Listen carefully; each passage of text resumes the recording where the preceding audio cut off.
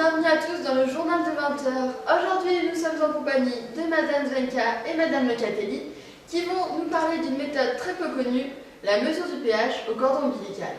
Bonjour, je suis Madame Zenka, sage-femme à la clinique des Cèdres à Échirolles en Isère, où nous avons commencé à pratiquer cette méthode en 2003.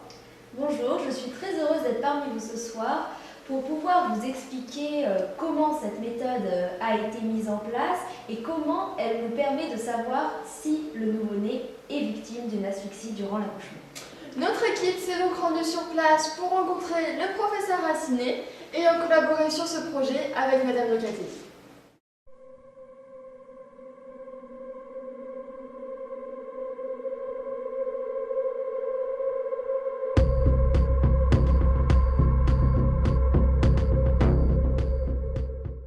Bonjour à tous, suite à cet entretien, nous avons décidé de vous éclaircir sur certains termes pour vous permettre de mieux comprendre le sujet.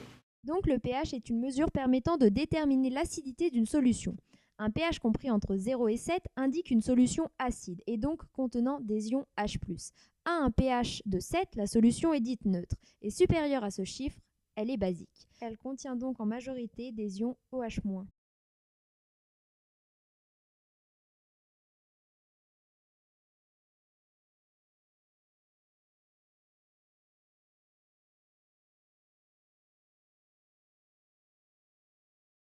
Le pH du sang est déterminé par l'équation écrite ci-dessus, l'équation d'Andersen-Hasselbalch. Cette équation nous explique que le pH du sang est égal à 6,1 plus logarithme de 10 multiplié par la concentration en ion HCO3- divisé par la pression en dioxyde de carbone dans le sang. 6,1 est une constante de dissociation obtenue chez les mammifères par la concentration en ion bicarbonate et en acide carbonique. La concentration est-elle obtenue grâce au calcul suivant, où l'on divise la quantité de matière exprimée en mol par le volume en litres. Le résultat est donc en mol par litre. Pour la pression en dioxyde de carbone dans le sang, le résultat est exprimé en pascal.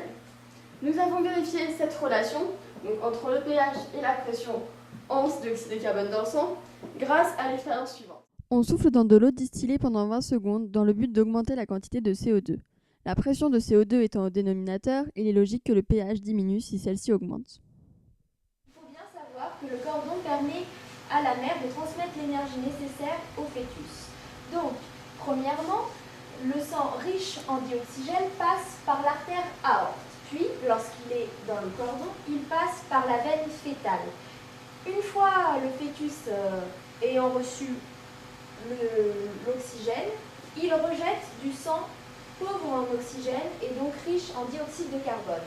Ce sang-là ressort du cordon par l'artère fétale, puis il va au cœur de la mère par la veine cave. Ensuite, le sang est irrigué jusqu'au poumon par l'artère.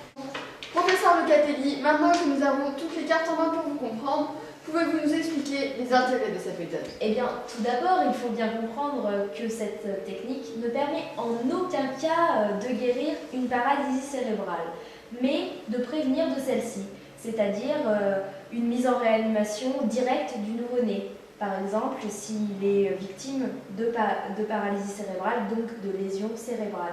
Donc, on va prendre les mesures nécessaires et ça va permettre de limiter la gravité d'une paralysie cérébrale. Donc, cette technique a tout d'abord un intérêt pédiatrique, mais aussi un intérêt intellectuel obstétrical.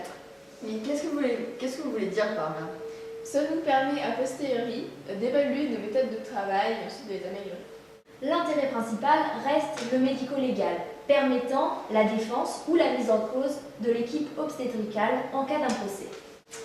Deux mères de famille ont accepté de témoigner pour nous, écoutons-les. Christelle, votre enfant âgé de 8 ans vient de faire sa rentrée en grande section de maternelle. Ce retard est dû à une paralysie cérébrale dont les conséquences ont été limitées par une rapide prise en charge. Racontez-nous, Christelle. Effectivement, j'ai eu la chance d'accoucher dans une clinique qui utilisait déjà cette méthode de prise de sang. Et donc grâce à cela et aux chiffres, les médecins ont pu directement et tout de suite prendre mon enfant en charge. D'accord, merci beaucoup. Lorsque l'on prend connaissance du résultat de l'analyse, nous nous intéressons seulement à la mesure du pH et à la pression en dioxyde de carbone. Pour pouvoir dire que l'enfant n'a pas souffert pendant l'accouchement, le pH du sang relevé dans l'artère du cordon et donc, doit être donc proche de 7,28. Si il est inférieur, on parle d'acidose.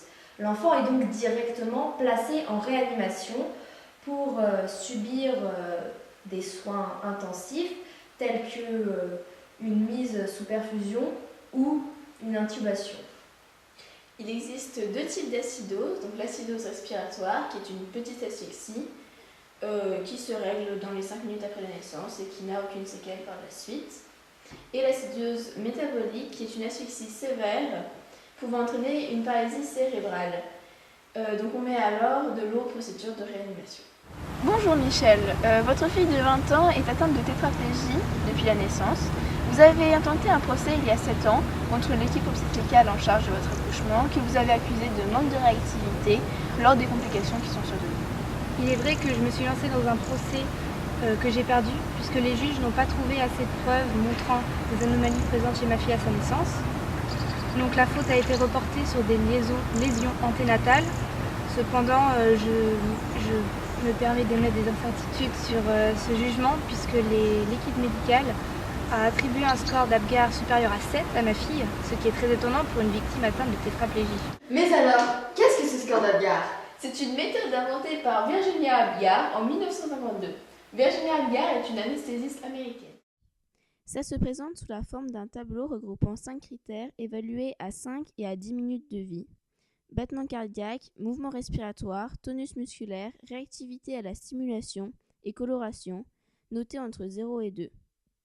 Le score maximal est donc de 10 et le nourrisson ne subit aucun traitement ou une conduite progressive des opérations si ce score se révèle supérieur à 7. Il faut faire attention car cette méthode est très subjective, car c'est une mesure clinique.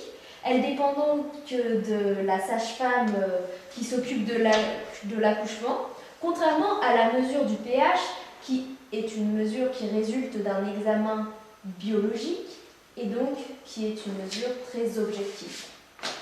Les deux équipes a eu la chance d'assister à un de ces prélèvements. Retour en images. Rendez-vous au bloc obstétrical.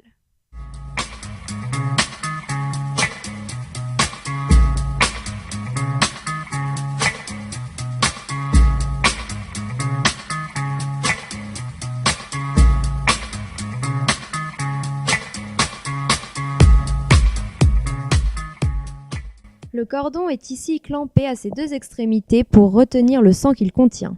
Une seringue jetable est utilisée pour réaliser le prélèvement. Nous prélevons alors le sang de l'artère.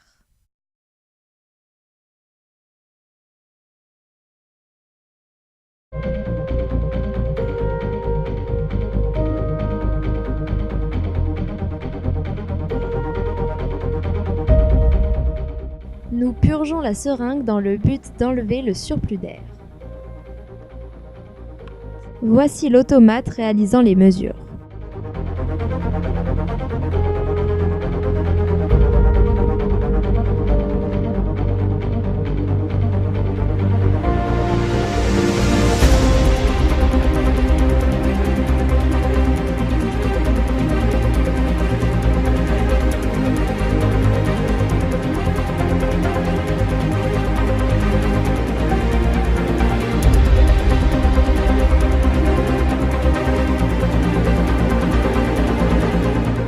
Pour finir, les sages-femmes analysent les résultats et agissent en conséquence.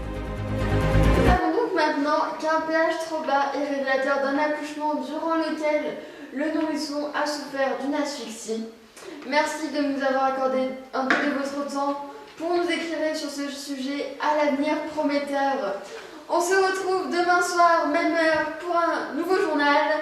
Bonne soirée à tous.